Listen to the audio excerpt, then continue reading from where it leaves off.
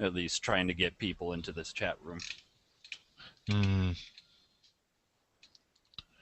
But we do have it going on live through our Ox and Mule chat room right now, and so we'll just have any interested parties ask questions that way.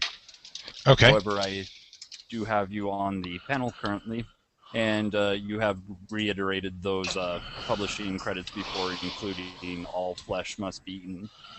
For everybody watching on our YouTube stream, however, would you be able to uh, reiterate possibly those credits? All right. I'll do so now. Let's see. I've written for Gangbook for Artel Saurian Games, which was for their Cyberpunk 3 role-playing game. I've also have credits in Secrets of the Surface World, which was the second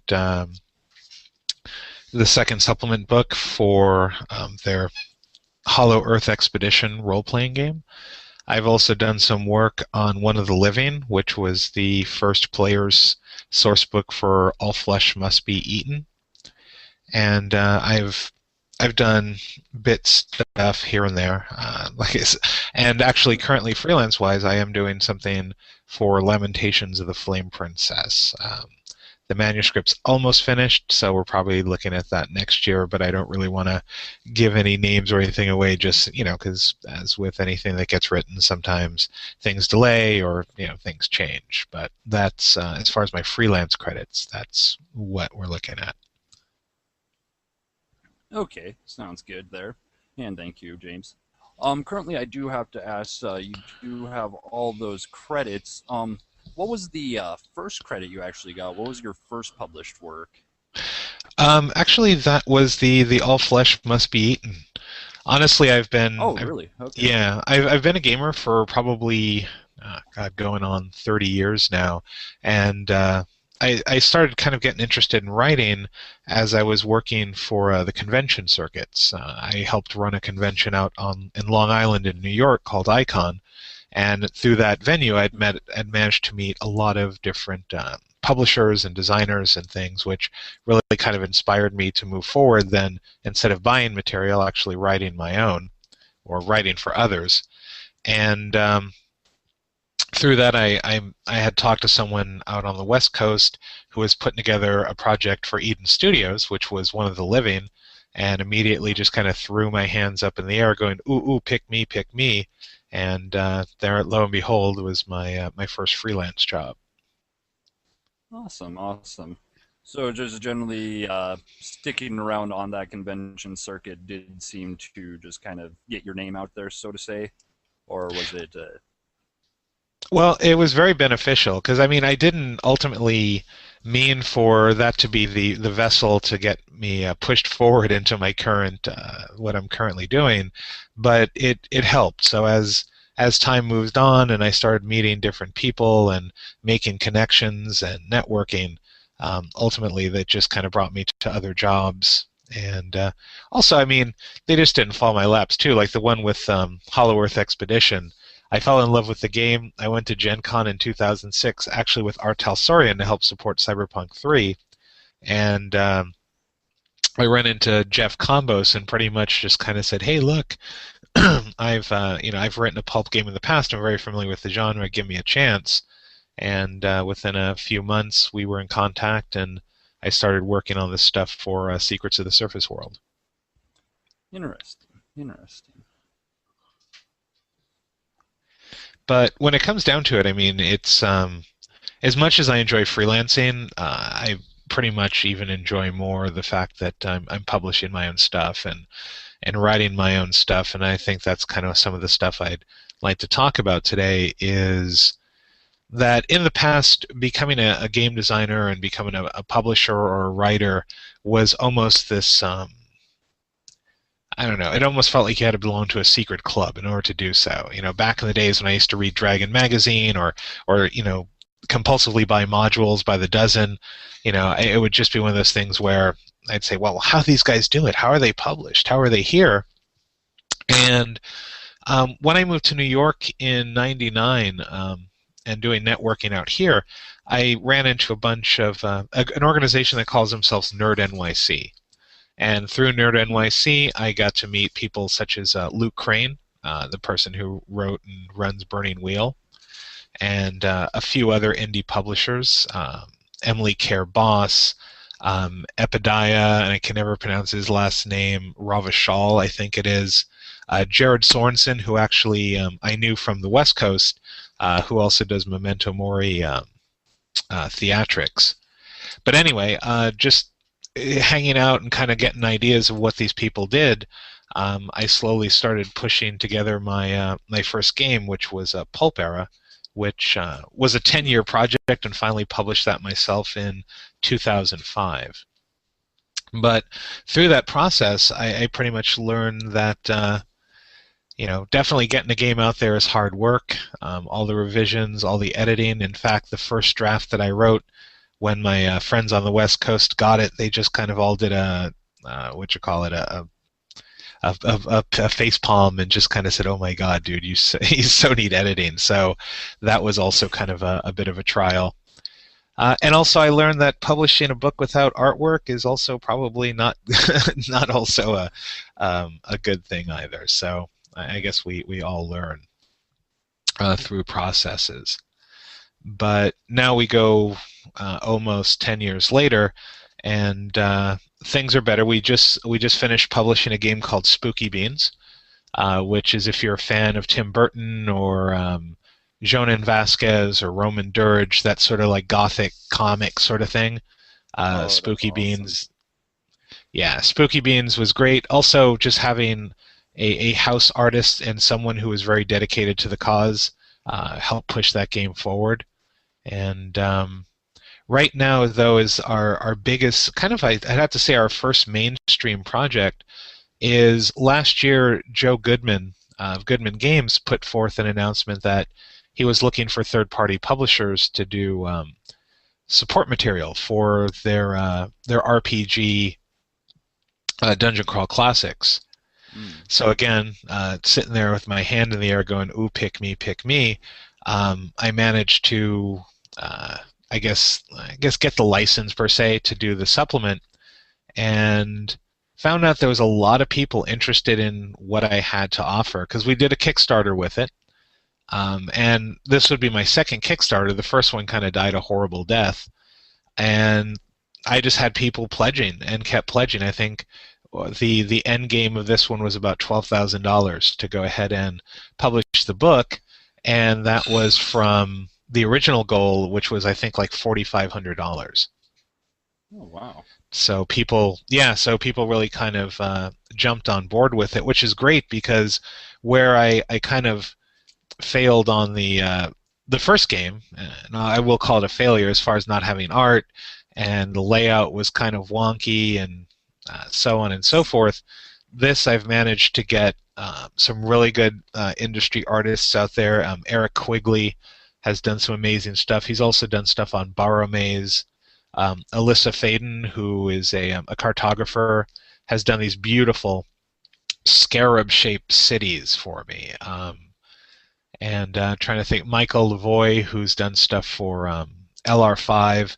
So I managed to get a lot of great artists aboard, and the artwork is amazing.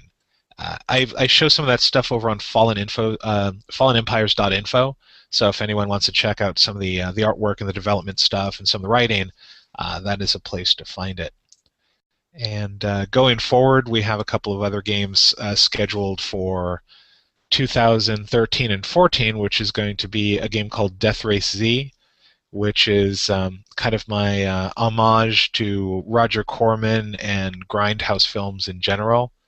So a game where it's car racing, killing zombies, and just being completely over the top for ratings. We are looking also at a republish of Pulp Era, but this time done right with actual artwork and real layout and everything. And finally, at some point, we're going to put out a game called Bad Mother's Tales from the Funk, which is a game also that I've had in my head since like the late 80s, which is a blaxploitation science fiction role-playing game. So just a lot of Oh, stuff on our plate, and hopefully enough time to do it. all right. Sounds good. Hmm. As far as a few questions I can think of, you did mention Kickstarter, and also one thing that I've always been interested about is art in the RPG books in general. We'll just kind of go in the order presented. You did mention the fact that RPG book without art's probably not a good idea. No, Um, okay, I'm sorry. oh, you go ahead. Well, actually, I want to tackle the first one, which was Kickstarter, which I think honestly for anyone publishing out there is either going to be your worst nightmare or a godsend. So up until before, I mean, in the world before Kickstarter, you could possibly do pre-orders, but no one really actually got to see your pre-orders except A, people that you told, or B, word of mouth, and I guess even C, people who may have accidentally stumbled onto your site or heard something from someone at a convention or whatnot. But Kickstarter actually takes that to the next level, and honestly, if you look at the level of role-playing games that have flourished from just Kickstarter alone, it has completely gone up in troves over the past like 2 or 3 years. Right now, even big companies, Steve Jackson Games, Pinnacle, um, you name it, White Wolf, are all doing this by Kickstarter. And the great thing about Kickstarter is that not only are you getting people who know your product, but also you have Kickstarter patrons. Let me put it that way. So even if someone's never been into role playing games, has no idea who you are, just kind of was doing a search through what's new or what's hot and sees your product, they may go in there and just throw money at you. And it's almost great. There's a term in the industry called angel funding. And angel funding is really when you get someone who has money, who likes your product, and is going to throw money at you, whether the product succeeds or not. And to some degree, it's kind of like that with Kickstarter because you might have someone who doesn't know who you are but says, "Hey, the artwork on this looks great," or "Your story looks interesting. Here's $50. I'm pledging." Now, granted, they're going to want an end-game product, but still, they're going into this blind, and you can really fund yourself well through this mean. And really what it's become now, originally Kickstarter for RPGs and just in general was something for artists to go out there and go, hey, look, here's my new project, give me money for it. Now a lot of companies are seeming to use Kickstarter as a pre-order engine. So they have this great game, they're going, hey, look, I want to publish this game, here's some writing, here's some art, give me money. And ultimately people will start funding it. The second way to go with that is something called Indiegogo, which is I don't want to call it a Kickstarter clone but it kind of does the same thing, except with where Kickstarter you have to have an end game. You have to set a goal, and if that goal is not met, no one gives you money. It all goes back to the people who gave it to you. So I guess in a way it's a good thing because you don't want to end up with under your goal because you may not ever be able to publish this thing at all or on time. Indiegogo gives you options. So you can set it up like Kickstarter where you set a goal and people have to meet that goal before they give you the money, or you can just set it up where you take whatever money's put into it, which I know some companies go for. I'm not 100% behind that just because why would I want to go forward a project if I can't still afford to do it? And I'd rather not take these people's money because then ultimately in the end, if they don't get a product, the way the system's set up, you're consciously or how can I put it? You're ethically responsible for it, but realistically, they just kind of gave you money. As where Kickstarter's more of a social contract saying that, look, we funded you. If you don't give us something, you might as well just kind of go away or prepare for whatever people are going to do to you either socially or legally. But no, Kickstarter is a great thing. It's free. There's nothing you really have to put into it. You have to open up an Amazon account because that's how the money is funded, through Amazon. And Kickstarter takes like 5 to 10%, and Amazon takes 5 to 10%. So ultimately, if that's one of the big things too, is that if you set your goals, set yourself a cushion. Because if, say, I wanted $1,000 to do something, Well, if I'm getting money taken by Amazon and now money taken by um, Kickstarter, I may only have like $800 to $900 left, and if I needed that full $1,000 to publish, then now I'm in the red. Another thing with Kickstarter, and this is especially important for RPG or just games in general, is count in international shipping if you're going to count in international, and count in your shipping even if it's domestic. Books are easy. If you're only selling to an American audience, you go media mail, it's going to cost you about $3 a book. Then again, if someone's ordered 200 books, do the math. You need to put aside that much. A lot of people offer international shipping and don't realize that international shipping actually will be double or triple the amount of shipping costs for American to ship within the U.S. And now they're deeper in the red because now they have to fulfill these orders. So there's all these little things that you have to factor in. And I've seen, and if you're doing a box set, say for example, you're doing a board game or a box set for RPG, media mail doesn't apply to that. So now you're shipping first class, and depending on how heavy your box set is, you might be looking at $10 a box to ship. So if again if you didn't fund that in there, you're going to be hurting because you have no money at the end of this. So there's just a lot of things to take in effect, and I've personally seen projects just really go south because while they needed X, by the time they counted printing costs and everything else, there was either A, no money to pay the artists, no money to do the printing, or at the end of the thing, they had all these beautiful books and no money to ship it, and then ended up having to take out loans of $2,000 or $3,000 to go ahead and fulfill these people's orders. So I guess that is the one beware I have with Kickstarter, is that if you're going to go that route, definitely make sure that you do a little bit of pre-calculation and pad that money request, because in the end, if you don't, you're going to be sad. So that's pretty much my take on Kickstarter. Any of the source funding is that go for it. It's probably going to be the way to make your game be exactly what you want it to be, but ultimately you kind of have to also be financially smart because you're going to dig a big hole in the end.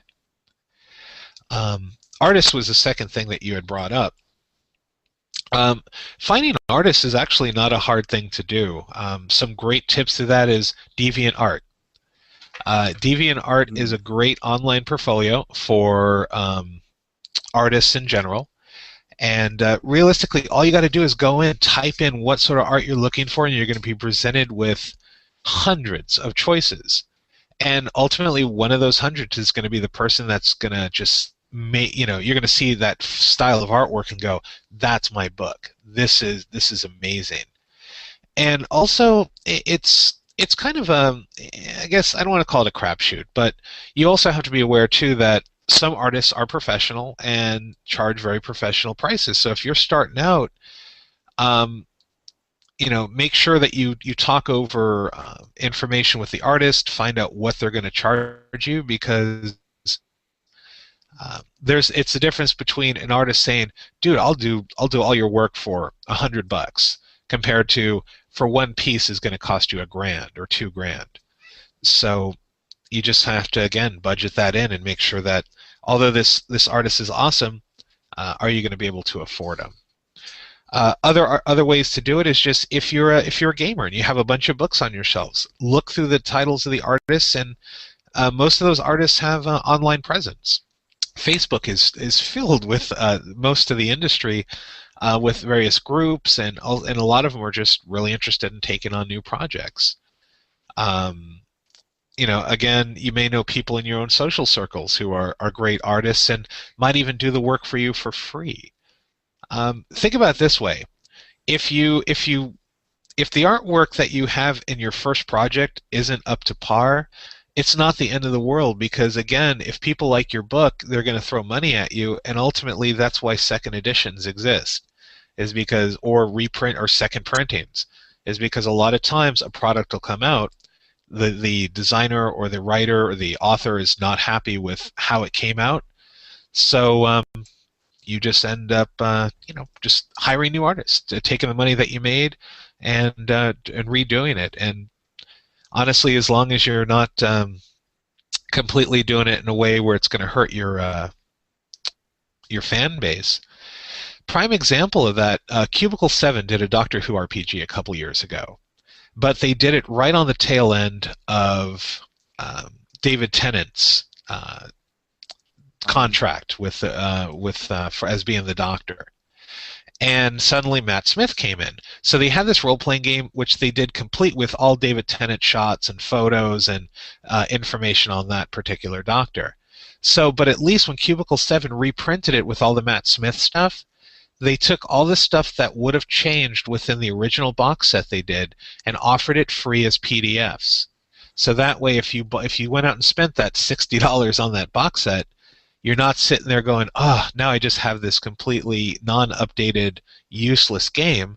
I can go out, print out all these sheets, put them in there, and I'm now up to date. And it didn't cost me any more than just some ink or printing costs, which in this day and age is very minimal anyway.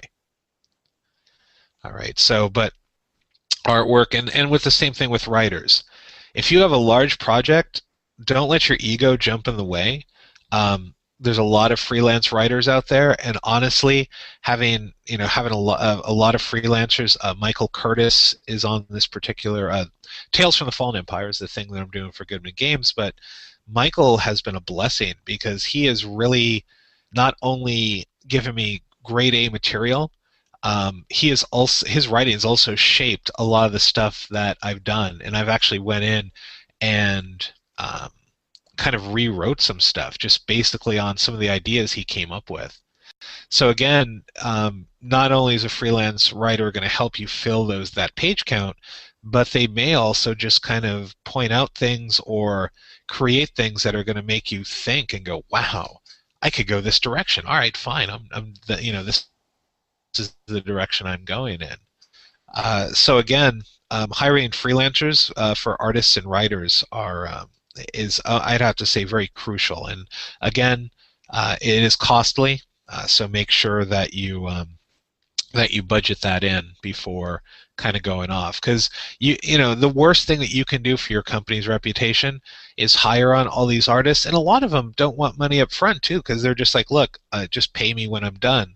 But in the end, when they're done and you don't have the payment for them, that's not going to make you look very good for future projects or for future freelancers. So again, before you start making those offers, definitely make sure you have the money up front.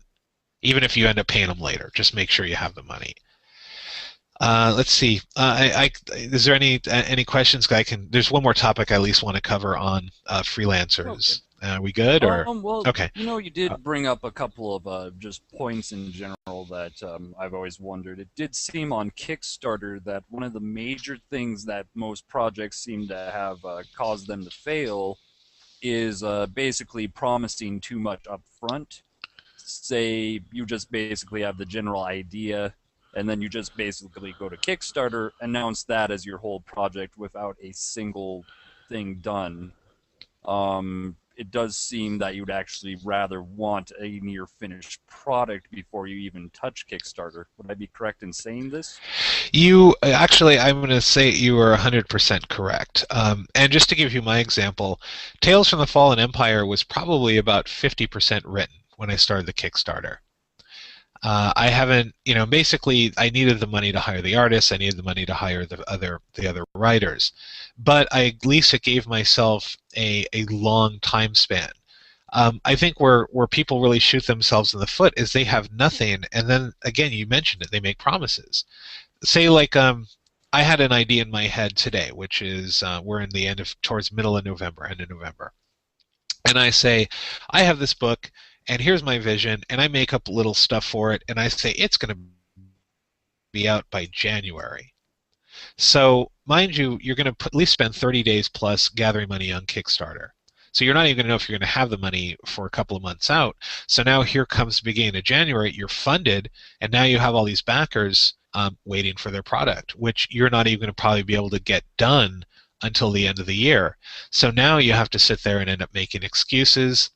Another thing that people do to shoot themselves in the foot with Kickstarter is the stretch goals. All right, because, all right, so yeah, I need money for my book, but you're going to want more money in, so you're going to start offering people incentives. Well, don't go too crazy, because I've seen, I've seen projects where it's like, yes, well, we're going to do a patch, and then you're going to get a cigarette lighter with our logo or a pen, and then suddenly as it goes up, we're going to have an artist draw you, or and they just keep stacking it on, not realizing that these things take more money.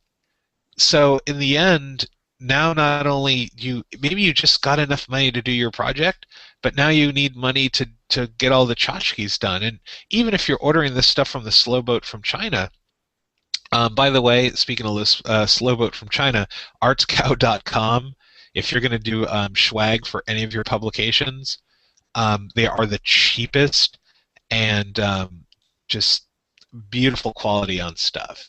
Just throwing that out there, because if any of people thinking of Kickstarter and want little tchotchkes or swag to entice their people, you can do it really cheap through ArtsCow. Takes a couple of months to get here, but by then hopefully you build in that time. But yeah, no, people make promises that either something that's not written, or they make promises for extras that they realistically did not plan out, or have stuff to do. I did 3 extras for mine. I did a module, which is actually being written now by Oscar Rios, a writer for Chaosium and Miskatonic River Press. And also I think a GM screen. And there was one other thing, but realistically I built those all into the funding.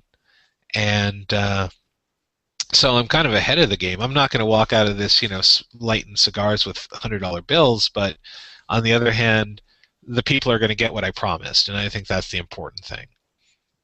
But yeah, don't make promises. Don't go on Kickstarter with just 3 notes on a cocktail napkin and ask for $10,000 and then not deliver, because you may have $10,000 and that project still may come out, but your reputation will be so far buried that no one will ever even look your way for a book or a game.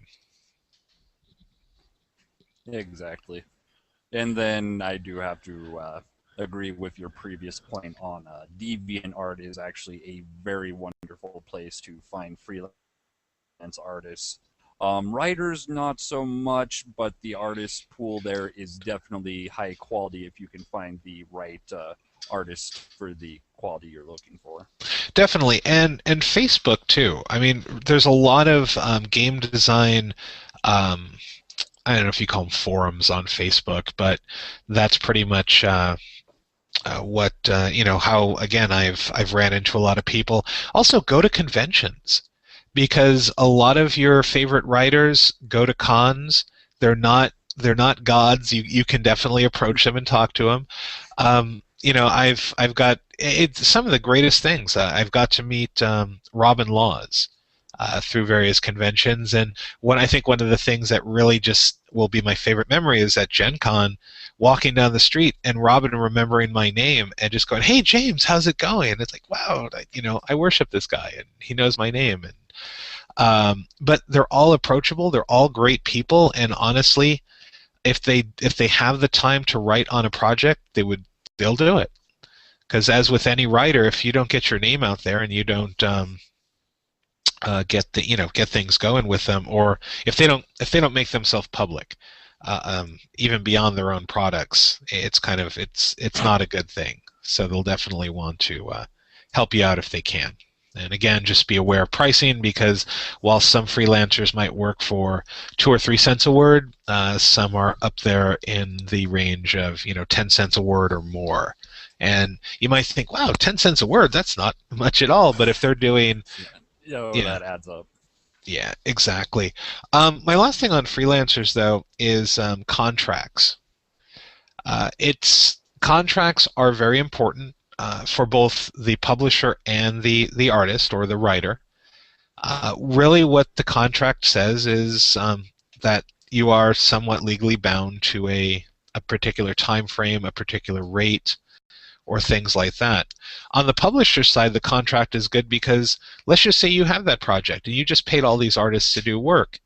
If the artists don't get their projects to you on time, that's going to hurt you because without that art, you're either A, going to have to pay other artists to do that work for you, or B, you're going to have to go without it, which may hurt your project. What that contract says is that by both parties signing this is that the artist or writer is going to be accountable for having X amount of work done by X date, and the payment is also set too. So again, you might hire an artist who says, all right, well look, I'm going to do all this artwork for you for $1,000, and then later on comes back at you and says, well, you know what, that was a lot harder work than I anticipated, and now I want $2,000 for this artwork, or I'm going to hold it hostage. While going legal is kind of an annoying piece, but realistically, if you've paid them already or they're holding you up, that this is the contract that when you go to small claims court to go, look, here it is, it's signed. I don't know what to tell you. So whether you know the person or not, you could be best friends, brothers, whatever. Get a contract, and they're easy to draft up. You don't have to go to a lawyer or a notary to get it all settled up. Be a simple Word document that just says, hey, on this date, I agreed to do this, and for this amount of money, and a signature for the publisher and a signature for the artist or writer. So yeah, that would be my only other advice on freelancers is, no matter how good a friend you are or whatever, get that contract, save it somewhere, because you never know if whatever happens, you may need to show proof that, hey, look, you agreed to this or we agreed to this. So it can go both ways. It also holds us accountable, meaning that we're not just going willy-nilly and hiring people and not able to pay them, because it's our word of saying that you're going to get paid for the artwork or the writing that you do. Okay, sounds good. And actually, that reminds me, as far as my own works, I gotta go out and get contracts myself there, though, with people all over the place. That actually might be a good discussion question. Say you have you're in America, you have somebody in England or whatnot, and they're doing freelance work for you. I'm not even sure on the legality of what a contract internationally would be. Maybe this might be out of our leagues both, but Yeah, it's kind of, I know at least in the United States, and a contract, the law varies from state to state. indeed. So yeah, but the thing is, if the proprietor, and again, you want to make sure that you're actually a legal proprietor of whatever you're doing. Like, granted, I don't have an LLC yet, but I still have a legal document that says I am a publisher in the state of Connecticut, and therefore my contract, if signed, although the person may be in another state, that contract still, because of the fact that my company is Connecticut-based, it will follow Connecticut laws. Now, in Europe, that is so, because some countries don't even have copyright laws. Some Hmm. countries. So you might actually have someone who plagiarized something. You can be held accountable for it here in the United States, but over there, there's no legal law that says they couldn't do that. If you're a fan of movies, check out Turkey.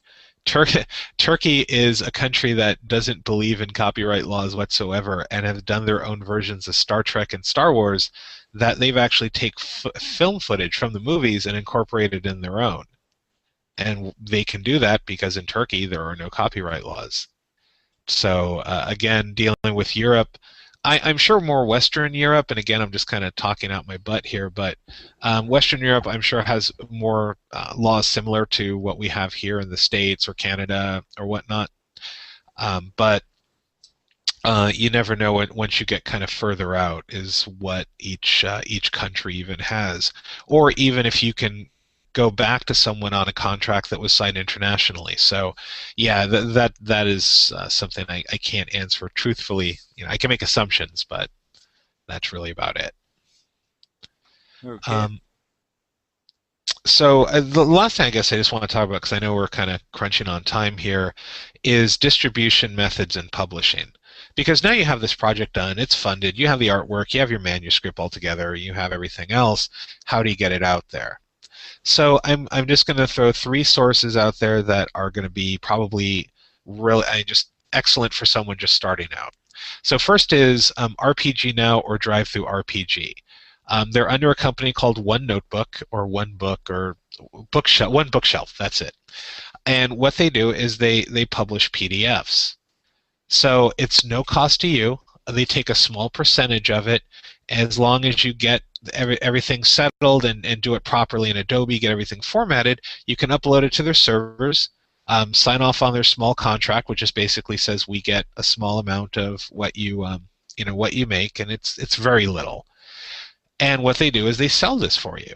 So people can go to this large library of PDFs, find your game, and buy it straight through them. And whenever you want, you can go in and download your funds. It goes into PayPal.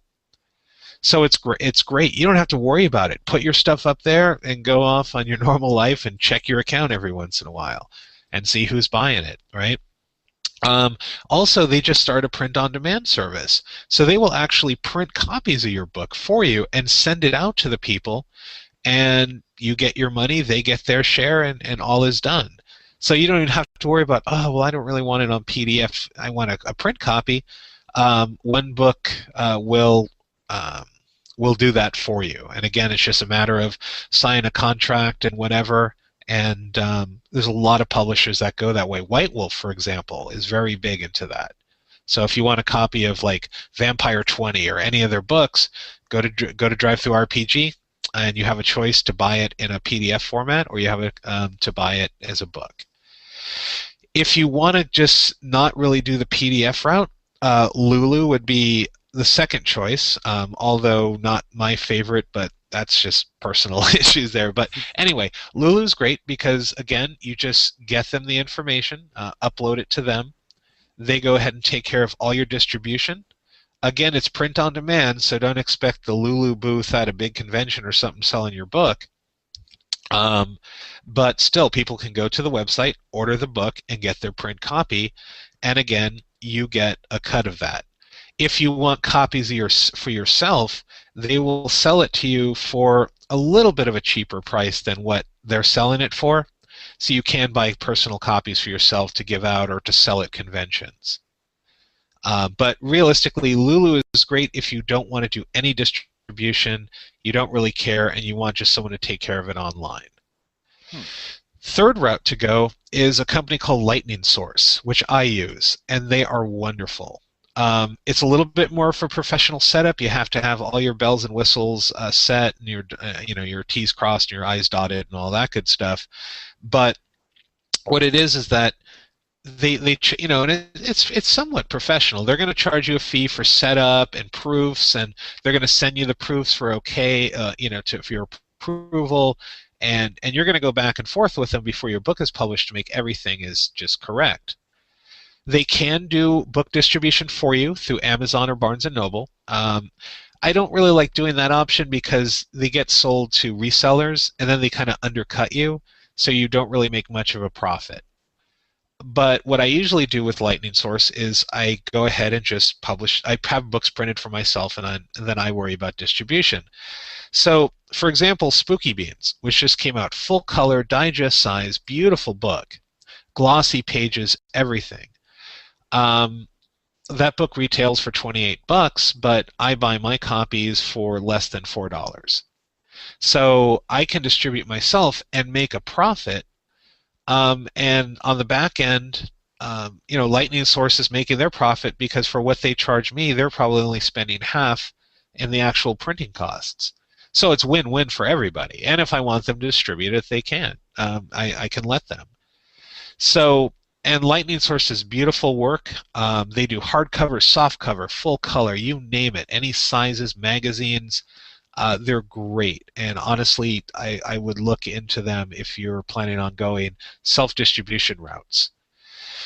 Other things you can look to is smaller distributions. Indie Press Revolution is amazing. I think they're IPR.com or IndiePressRevolution.com, and they handle a lot more of the independent publishers. For example, you'll find a lot of the stuff like Fiasco and a lot of Sorcerer and a lot of the indie games that are out there ran through IPR. But the thing about IPR is they go places. They go to Gen Con, they go to Origins, and they bring their stock with them. So if you can't make it to these conventions to sell your games, the IPR is a great. If you can get into their, get your foot in their door, they will bring your stuff around, and again, they will sell your PDFs for you, just like Drive Through RPG or RPG Now, and it's just pretty amazing stuff. So they'll sell it for you, and they'll cut you a check after X amount of time. So it's not like before where you've finally written something and now you're going to have to pay for real printing, which can cost you $10, $12, $20,000, and then you're going to sit in a basement with boxes and boxes of books you may never sell. With something like Lightning Source, you can order 60 of them. You can order 10 of them. You can order 5 of them, and you don't have you can just order them when you need them, and they're again professional print quality. So those are outlets I would definitely suggest. If you're just starting out, try out Drive Through RPG Now, and then as you build up, try Lulu. If you just want to get it out there and don't care, go to Lulu. If you're really into it and you want to be a publisher and you really want to get started, I'd say Lightning Source, because ultimately, by using Lightning Source, going through their processes, their contracts, proofing, and all that stuff, you have now stepped into the professional league where the next print may actually be done by real printers, and now you're familiar with how this works, how to look at proofs, how to look at prints, how to deal with contracts. So I would say definitely elementary, middle school, and high school between the 3 I mentioned. Okay, sounds good. Well, that was a very informative panel, I have to say. It does look like we are hitting about 8:59 my time, which translates to 10:59 Eastern Standard Time, if I'm not mistaken. Yeah, are there any questions from anyone in the panel rooms? I can maybe answer a couple of quick questions. It actually appears that everybody was pretty sated with that currently. Okay. Great. Well, if I can just say anything, thank you for having me. I like talking about this stuff because I've had the experience behind it, and I mean, feel free, anyone out there on this panel, if you want to just write me off screen, you can write to James at chapter13press.com, and I'll be happy to answer any questions. Honestly, indie publishers have to stick together at conventions and panels, at whatever. And if you need advice or you need to talk or have a question about something I've done professionally, feel free to write me and I'll answer questions as needed. Oh, thank you. Thank you. That is very awesome of you. All right, cool. Well, everybody, I'm out of here, and have a great Saturday. And if you're hanging around AetherCon, play some of the games, go to other panels. This is a great thing, and we're not going to see something like this grow unless you support it. So, thank you again for having me. Indeed, and thank you, James, for coming. All right.